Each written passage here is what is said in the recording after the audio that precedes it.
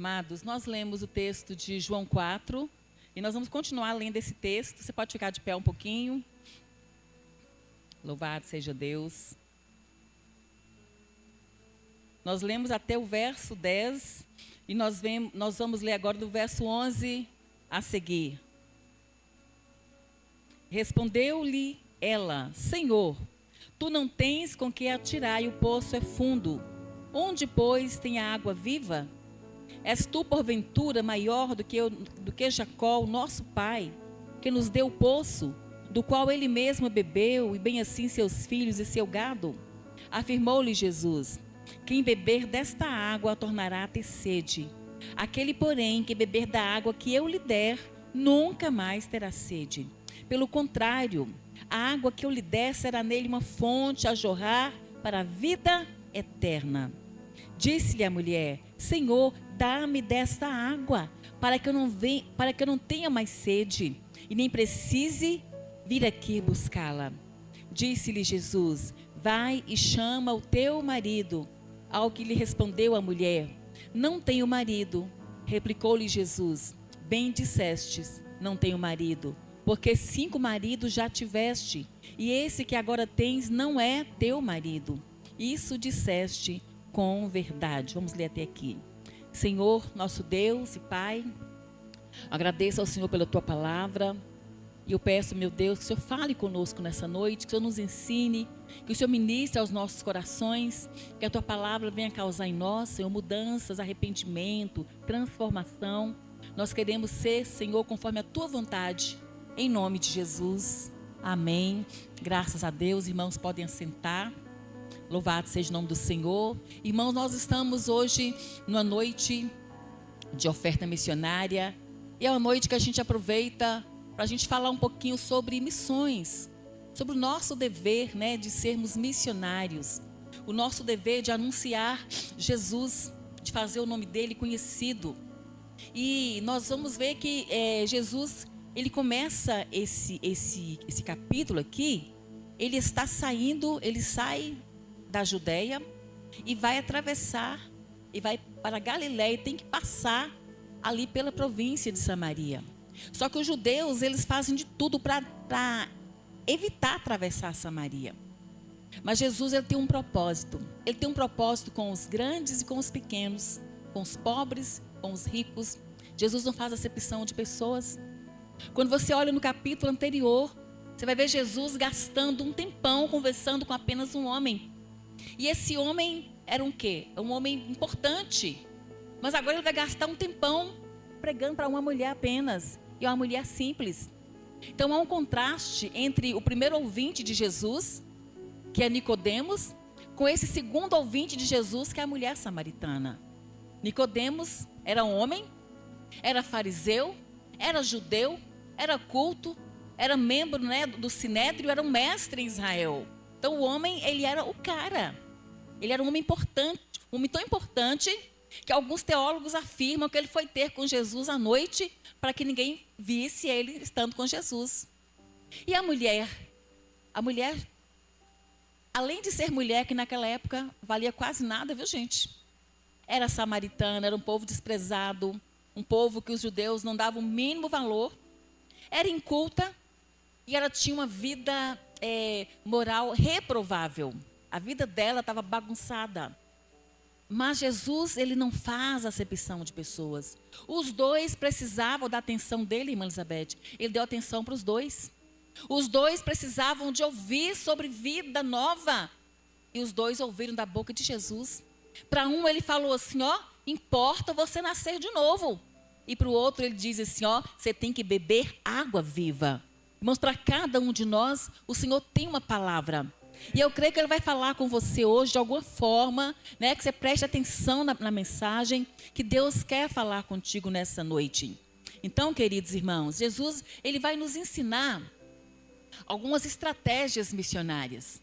Às vezes nós queremos tanto pregar para as pessoas, queremos tanto falar, e a gente fala assim, mas eu não sei pregar, eu não levo jeito, não é? Eu não tenho o dom de pregar, eu não sei, acho que eu não nasci para isso.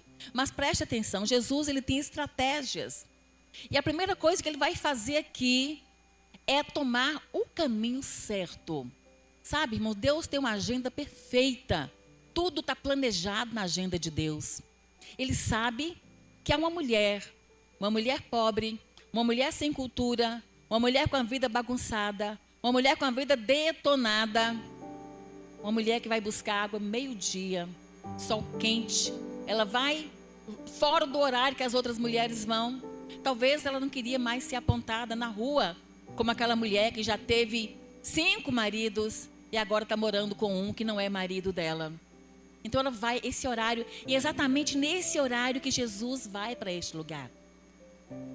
Segundo os estudiosos, haviam 3 caminhos que eles podiam usar para chegar até a Judéia. Não precisava passar dentro de Samaria. E os judeus usavam esses caminhos para evitar exatamente passar ali.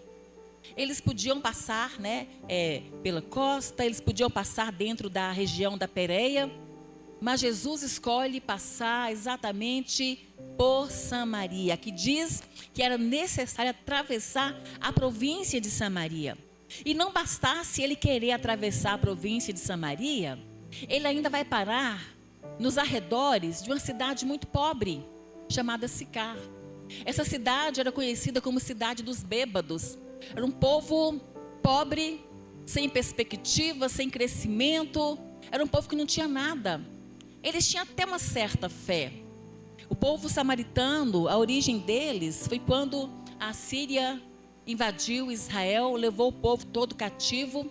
Aí trouxeram gente de fora para morar naquele lugar, no monte chamado Semer, que passou a chamar Samaria. Então esse povo que veio de fora passou a se chamar samaritano.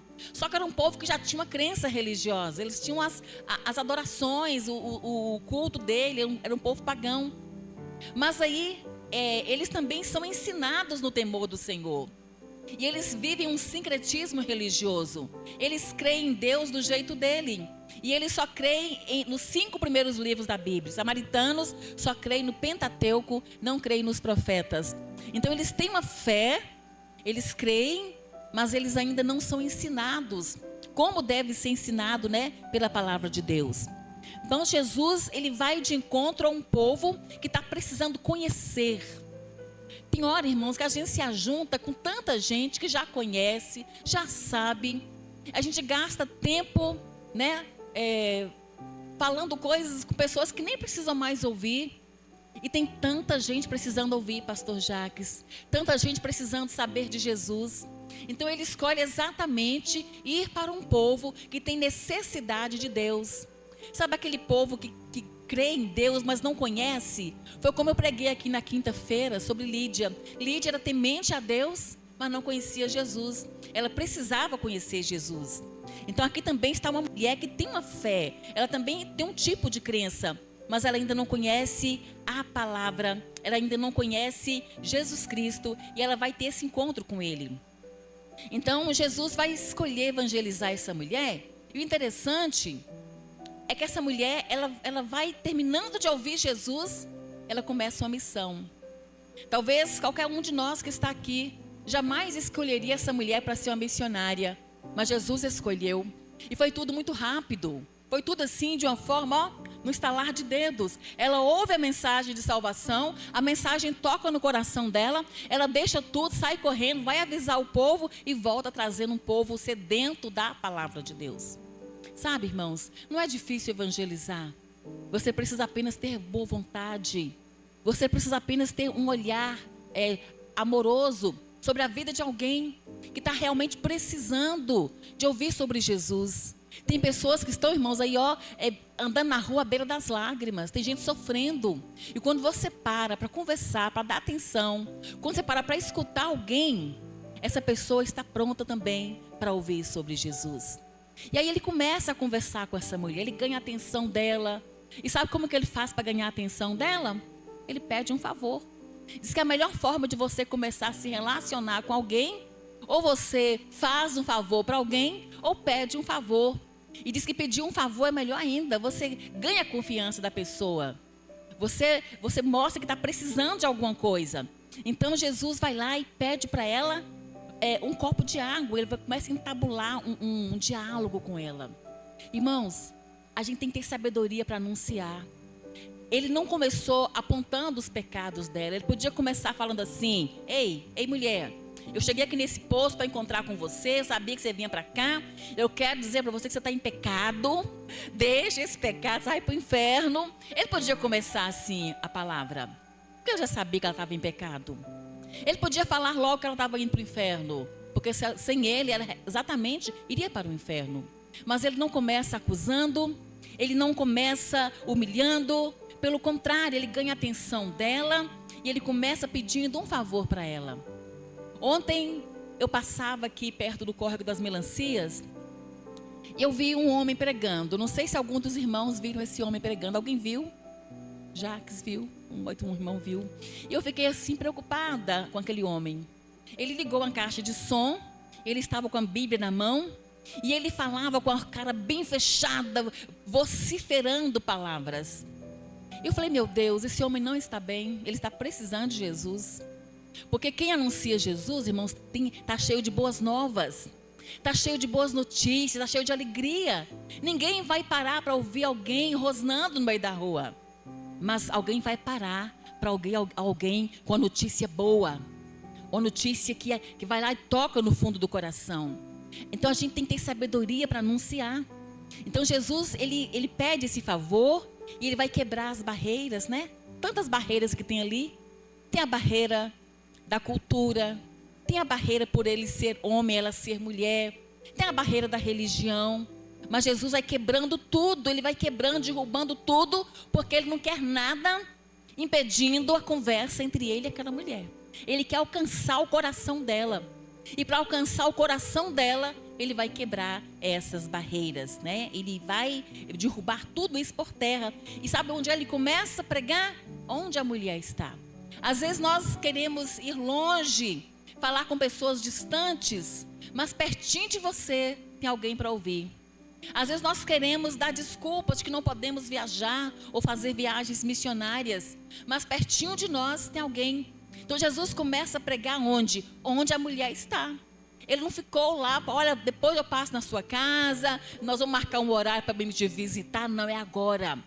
A evangelização, ela tem uma urgência. Porque a gente não sabe, irmãos, qual vai ser o nosso próximo segundo, o próximo minuto, a gente não sabe. Então ele começa a falar aonde ela está. E aí eu queria ver com vocês o versículo 10 a 12, porque ele pede água. Ele fala assim no versículo 7, dá-me de beber. Então a mulher começa agora a levantar um tanto de dificuldades para dar essa água. Ela fala assim: Senhor, né? O Senhor é judeu, né? Como é que o Senhor pede de beber água a mim? Eu sou mulher samaritana. Os judeus não se dão com os samaritanos. Ela vai lembrar a antiga rivalidade dos judeus com os samaritanos. Ela traz à tona a briga antiga. Então ela, em vez de se ficar atenta ao pedido, ela começa a falar assim: mas isso não vai dar certo. Essa conversa não vai chegar a lugar nenhum, porque esse homem está me pedindo água. Ele é um judeu, né? E é um homem. E nós somos de nações diferentes. Mas Jesus fala para ela, vai despertar a curiosidade dela. Se você soubesse quem é que está falando com você, você ia me pedir água viva e eu te daria. Aí ela vai colocar mais dificuldade. Ela fica assim tão, talvez atônita na hora, que ela não percebe nem o que é a palavra água viva. Ela fala assim: Senhor, o Senhor não tem com que tirar. Ó a dificuldade. O poço é fundo, né? Onde é que o Senhor tem essa água viva? E ela vai questionar: o Senhor é maior do que o nosso pai Jacó? Esse poço aqui foi o nosso pai Jacó que abriu. Ó, quantos anos atrás? Talvez uns 700 anos ou mais atrás. E ele fala assim, ó, ela fala: aqui o nosso pai bebeu, e assim os seus filhos, o seu gado. Mas Jesus fala: ó, quem beber da água que eu lhe der, desta água, desse poço, vai voltar a ter sede. Mas aquele que beber da água que eu der, nunca mais vai ter sede. A mulher fica intrigada. Sabe, irmãos, aquela água do poço de Jacó é uma água comum. As pessoas vão lá todos os dias, tiram a água do poço, caminham para casa, gastam a água, fazem comida, lavam roupa, tomam banho. No outro dia eles voltam para o mesmo sacrifício de buscar água. E eles não param, porque aquela água acaba. Aquela água acaba. Mas a água que Jesus dá, irmãos, ela não acaba nunca. Jesus tem uma fonte a jorrar para a vida eterna. Jesus tem uma fonte, irmãos, que ela nunca vai se acabar. Então aqui nesse mundo as pessoas ficam insatisfeitas porque os recursos desse mundo não podem suprir a minha necessidade. Quando alguém está com sede de Deus, só Deus pode saciar essa sede. Quando alguém está com sede da água viva, só a água viva pode saciar essa sede. Então, às vezes nós queremos de alguma forma suprir a nossa necessidade com as coisas desse mundo. Buscamos realizações pessoais, buscamos nos formar, nos casar, buscamos fazer viagens, querendo buscar até felicidade. Mas nós nunca vamos conseguir suprir o vazio do nosso coração. A água do poço de Jacó não podia resolver o problema da mulher, mas a água que Jesus dá pode, porque Ele dá de uma água que é um manancial que jorra para a vida eterna. E Deus tem vários convites na palavra dele. Lá em Isaías 44:3 ele fala assim: vós todos os que têm sedes, vinde a mim. Vinde às águas. É um convite de Deus para a pessoa saciar essa sede espiritual. Em Isaías 12:3 diz assim: Deus prometeu que o seu povo tiraria com alegria águas do poço da salvação. E o próprio Jesus em João 7:37 ele diz assim: se alguém tem sede, venha a mim e beba. Então a mulher, ela não conhecia essa água que ele estava oferecendo. Ela só conhecia a água do poço de Jacó. Aquela a água que ela tinha contato. Mas essa água viva não conhecia por quê? Porque essa água viva, irmãos, é o Espírito Santo de Deus que faz uma obra em nosso coração. O Espírito Santo, ele vai fluir em nós como um rio e vai jorrar para a vida eterna. Quando uma pessoa encontra essa água e bebe dessa água, ela pode passar dias de luta, mas não de sequidão. Ela pode passar dias difíceis, mas não de escassez. Porque essa água vai suprir, vai trazer paz no momento oportuno, vai trazer a memória, a palavra de Deus na hora certa. Nós vamos ser guiados, orientados, porque nós vamos ter a água jorrando dentro de nós. A água nos alimentando, a água, sabe, irrigando a nossa alma, irrigando o nosso coração. É por isso que o crente é abençoado. É porque nós não estamos sós. Nós somos irrigados por essa fonte que não tem fim, que não tem limite. Todos os dias eu posso usufruir dessa fonte de água viva. Está à minha disposição, está à sua disposição todos os dias. Aquela mulher precisava disso. Ela precisava de uma vida transformada, ela precisava de dignidade, ela precisava de perdão, ela precisava de salvação. Tudo que ela precisava, a água do poço não podia, era apenas um poço, era apenas uma água parada.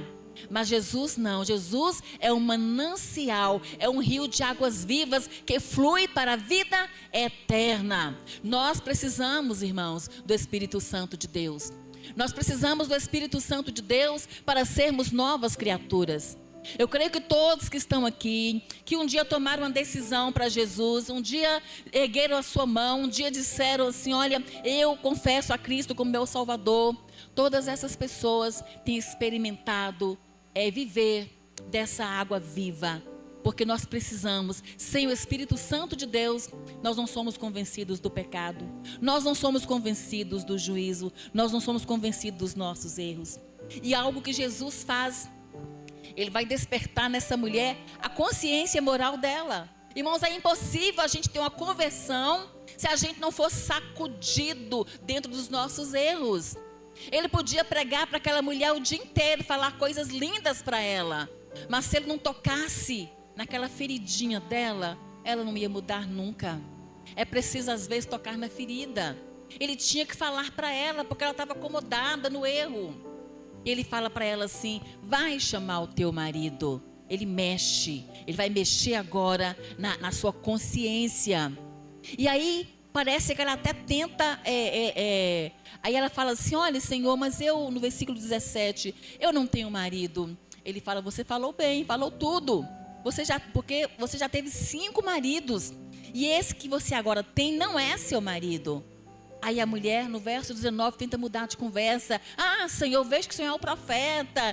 Nossos pais adoravam aqui nesse monte. Ela começa a pegar um atalho para a conversa. Mas ela sentiu no coração que alguém sabia da vida dela. Sabia como ela estava andando, que ela precisava de uma mudança. Irmãos, o que há de mais maravilhoso em Deus é que Deus olha para nós e vê a nossa necessidade de mudança. Enquanto nós estamos acomodados, achando que estamos muito bem, Deus usa pessoas para nos sacudir, para falar conosco, para nos ajudar, nos erguer, porque senão a gente afunda nos nossos erros, senão a gente afunda e tropeça nos nossos próprios passos. Mas o nosso Deus, irmãos, Ele se preocupa conosco. Jesus desviou de um caminho, pegou um caminho talvez até maior, mas ele queria conversar com a mulher, ele queria ajustar a vida dela, e ele não queria ajustar a vida dela segundo os padrões desse mundo, mas ele queria que ele tomasse a forma que Deus tem para ela, a forma que Deus tem para cada um de nós. A palavra do Senhor fala lá em Romanos 12, para a gente não se amoldar, aos padrões desse mundo, tomar forma desse mundo, porque existe uma forma correta de ser, e a forma correta é segundo a vontade de Deus, é segundo o molde de Deus, é Deus que nos molda. A própria palavra do Senhor diz que Ele é o nosso oleiro, Ele nos pega, Ele nos amassa, Ele nos molda até a gente ter a forma que Ele quer, e quando Ele olhar e ver que está bom, Ele fica satisfeito com isso, irmãos. Glória a Deus, louvado seja o nome de Jesus. Então é preciso, Jesus, Ele ama o pecador, Jesus ama, mas Jesus não se conforma que alguém permaneça da forma como está. Ele quer que a gente viva em novidade de vida.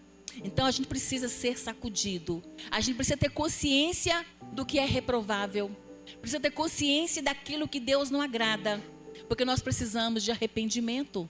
Quando Pedro começa a pregar, depois da descida do Espírito Santo, a pregação de Pedro é: arrependei-vos e sejam batizados cada um de vocês, para que sejam perdoados os vossos pecados. Era essa a mensagem de Pedro, porque é preciso de arrependimento para ser perdoado dos pecados, para estarmos diante de Deus. Aí Jesus, depois que essa mulher, tem o coração dela é revelado, e ela fala: Senhor, o Senhor é profeta e o Senhor sabe tudo sobre mim. E ela começa a conversar agora sobre religião. Ela fala: Senhor, nossos pais adoravam aqui nesse monte. Vocês dizem que deve adorar em Jerusalém. E aí Jesus vai dizer para ela que, no versículo 21, mulher, podes crer-me, que a hora vem, quando nem neste monte, nem em Jerusalém adorareis o Pai. Vós adorais o que não conheceis, nós adoramos o que conhecemos, porque a salvação vem dos judeus. Mas vem a hora, e já chegou, em que os verdadeiros adoradores adorarão o Pai em espírito e em verdade, porque são estes que o Pai procura para os seus adoradores. Então, amados, queridos irmãos, ele vai ensinar para ela sobre adoração, porque ela tinha conceitos errados. Ela dizia assim: os nossos antepassados diziam que era aqui nesse monte, aqui em Samaria, que a gente devia adorar. Os judeus dizem que deve adorar lá em Jerusalém. E Jesus fala, que para ela: olha, realmente, vocês adoram o que não conhecem, mas vem já a hora, e já chegou, em que os verdadeiros adoradores adorarão o Pai em espírito e em verdade. Irmãos, isso quer dizer que não tem um lugar para você adorar. Tem gente que viaja longe para adorar, paga até caro para adorar. Mas você pode adorar a Deus aqui na igreja, você pode adorar a Deus na sua casa, você pode adorar a Deus enquanto você trabalha, enquanto você lava roupa, enquanto você cozinha. Você pode adorar a Deus em todo o tempo, porque basta que você adore em espírito e em verdade, porque Deus vê a sinceridade do nosso coração. É isso que o Senhor vê. E Jesus ensina isso para ela. E a partir do verso 25, nós vamos ver que essa mulher, ela vai revelar para ele que ela tem consciência de algumas coisas.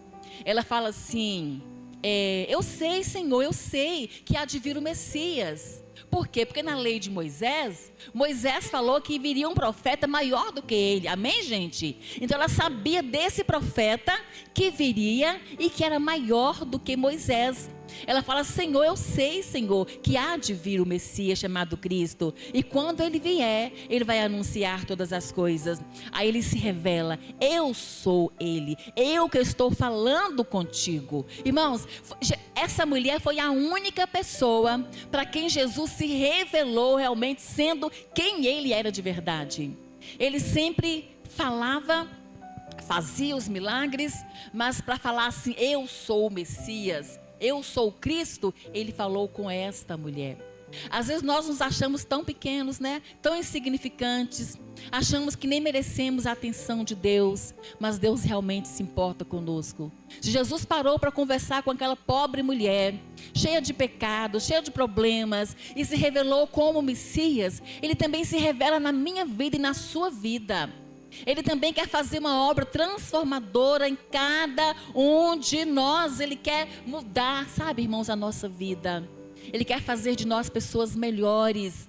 Talvez a gente tenha complexos de inferioridade. Talvez a gente tenha vergonha. Talvez a gente não saiba nem conversar. Talvez a gente tenha vergonha até de pôr a cara na janela, como diz o outro. Mas Jesus vê um valor em nós. Ele vê em nós pessoas, vasos, prontos para serem úteis na obra dele. Talvez você se acha que é um jovem que ainda não sabe falar nada, que não tem um potencial, mas Jesus quer fazer algo grande na sua vida. Jesus gastou tempo com essa mulher, revelando para ela verdades profundas. Ele também gasta tempo com você, para que você aprenda a palavra dele e seja alguém notável, abençoado, alguém realmente vocacionado para a obra do Senhor. Aí ela crê em Jesus e ela fala assim, quando ele fala assim, sou eu que falo contigo, o que essa mulher vai fazer agora? Quando ela recebe essa revelação no coração, Soleide, ela vai deixar tudo. Ela até esqueceu que foi buscar água. Ela deixa o cântaro no chão, ela corre para a cidade e ela começa agora uma proclamação. Ela vai entrar na cidade, vai começar a falar com as pessoas, vai começar a gritar lá e ela vai fazer um convite muito especial. Ela vai dizer assim, vinde gente, vinde, vejam, olha, eu conheci um homem ali agora e esse homem, ele sabe tudo a meu respeito, ele me falou tudo sobre mim, porventura não é esse homem o Cristo? Então ela começa a anunciar. A partir do verso 39, nós vamos ver essa mulher evangelizando.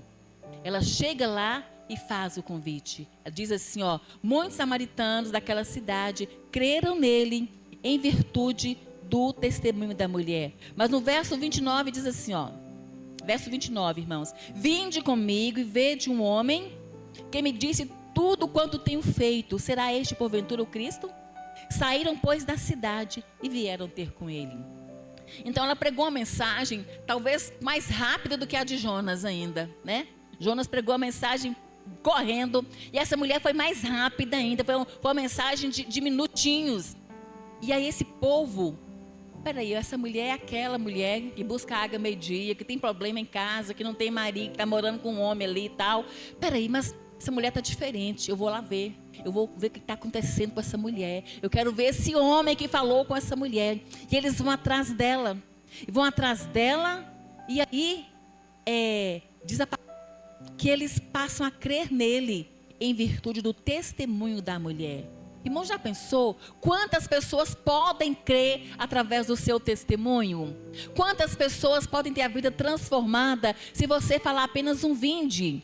Aquela mulher não convidou para ir à igreja, ela não convidou para uma reunião de oração, ela falou, vinde, venham ver um homem que me disse tudo quanto eu tenho feito. Ela tinha já um testemunho. O nosso testemunho é a melhor forma de pregação. É falar o que Deus fez por nós. Quando eu falo o que Deus fez por mim, Jacques, eu estou falando a verdade, porque as pessoas estão enxergando em mim.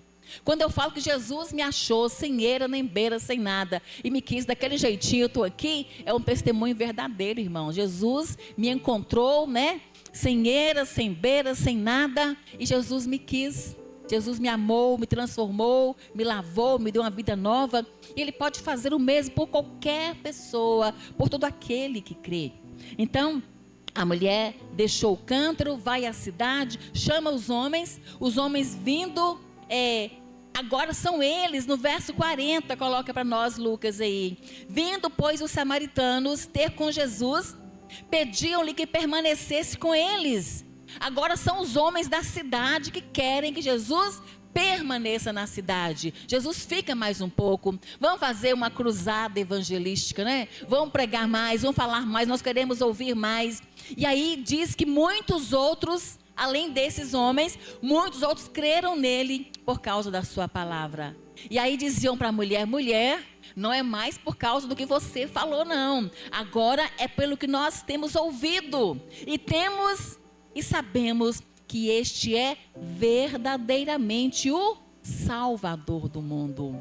Uma mulher simples, irmãos, conseguiu evangelizar uma cidade. Vidas transformadas por um coração que estava aquecido com a palavra de Deus. Louvado seja o nome do Senhor. Sabe, queridos, eu vou concluir essa palavra falando um pouquinho sobre os discípulos.